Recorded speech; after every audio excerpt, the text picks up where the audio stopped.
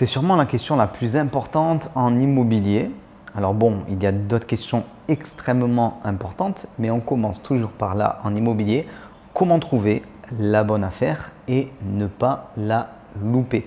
Parce que repérer une bonne affaire, c'est bien, mais si tu n'arrives pas à signer ton compromis, si tu n'arrives pas à la faire financer, notamment correctement, ça pose des problèmes. En tout cas, on n'est pas dans de l'optimisation et c'est très important. Alors, souvent, les gens ne se rendent pas compte à quel point faire une bonne affaire en immobilier conditionne tous vos futurs investissements. Beaucoup de gens commencent l'immobilier notamment en faisant un Pinel qui ne sont jamais des bonnes affaires évidemment parce que c'est vendu trop cher, alors contre de la défiscalisation, mais voilà, vous devez connaître ce type d'investissement immobilier. Et au final, vous êtes bloqué après, vous ne pouvez pas réinvestir parce que vous êtes surendetté en quelque sorte avec un bien qui ne rapporte rien.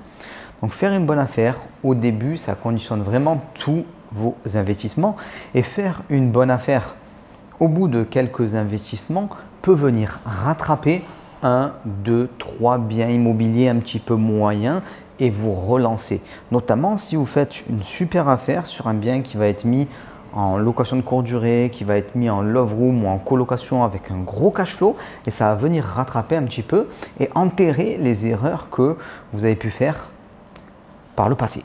Avant de commencer, sachez que si je vous fais cette vidéo, c'est parce qu'on est dans un cadre exceptionnel puisque depuis quelques jours et pour quelques jours seulement, je rends accessible Jiri à la carte, ma formation, mon programme de formation phare, devenir investisseur et rentier immobilier. On en est à sa 4e année. Ça fait maintenant 4 ans que vous me demandez est-ce que je peux avoir tel module? Est-ce que je peux avoir tel module?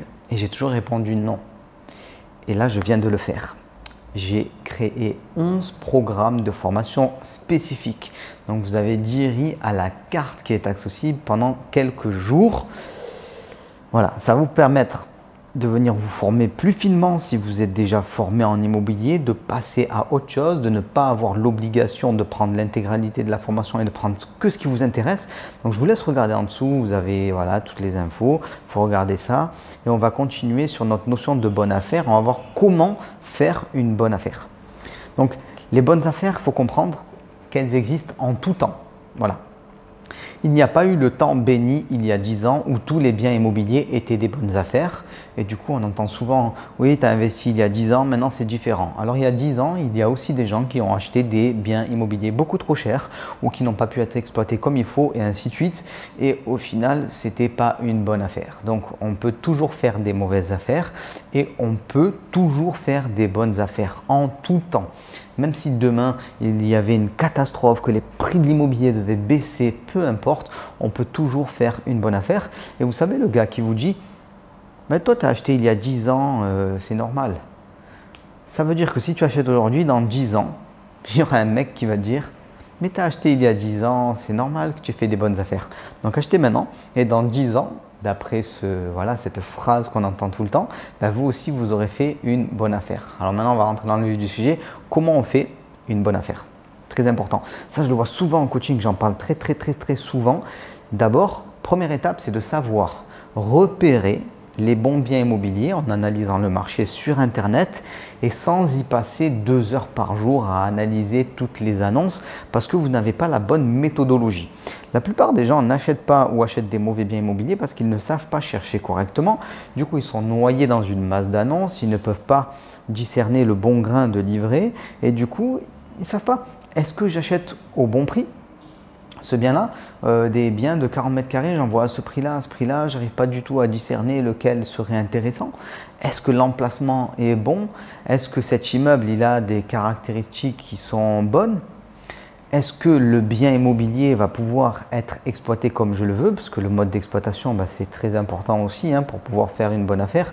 C'est-à-dire que si tu avais prévu d'avoir tel niveau de loyer parce que tu utilises tel mode d'exploitation et qu'au final tu ne réussis pas, ça va venir te plomber ta fameuse bonne affaire. Donc mode d'exploitation, potentiel locatif, et aussi potentiel de revente avec une plus-value. Donc ça déjà, vous devez le repérer sans même être sorti de chez vous.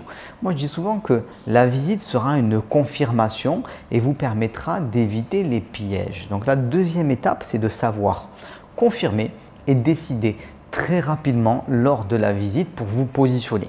Parce que si c'est une bonne affaire, il y a sûrement d'autres personnes qui sont sur le coup, qui vont se positionner et il vous est peut-être déjà arrivé malheureusement de vous faire doubler. Mais vous n'allez pas faire n'importe quoi, vous n'allez pas signer non plus un compromis sans avoir analysé correctement le bien que vous voulez acheter. Donc est-ce qu'il y a des pièges, on va dire, économiques qui sont cachés? Ça, c'est assez important.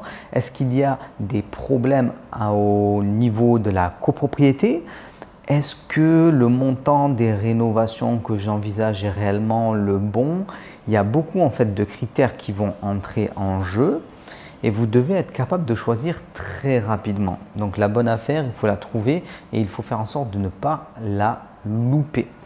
Toujours dans cette veine un petit peu, quand on se retrouve sur les lieux, il faut être capable d'estimer les travaux et d'éviter tous les pièges qui pourraient être cachés. Je vous donne un exemple. Ce n'est pas que le vendeur veut vous arnaquer, qu'il veut vous mentir, mais peut-être que tout simplement il n'est pas conscient de l'état, par exemple, de dégradation de son plancher. Il vous vend ça en toute bonne foi. Et vous, si vous n'êtes pas assez bon, vous allez acheter le bien immobilier et quelques temps après, il y aura un souci. Alors pour le plancher, si vous êtes quelqu'un de formé, vous savez que le plancher, c'est lié à la copropriété et ça peut être intéressant d'acheter parce que vous aurez droit à un plancher gratuit.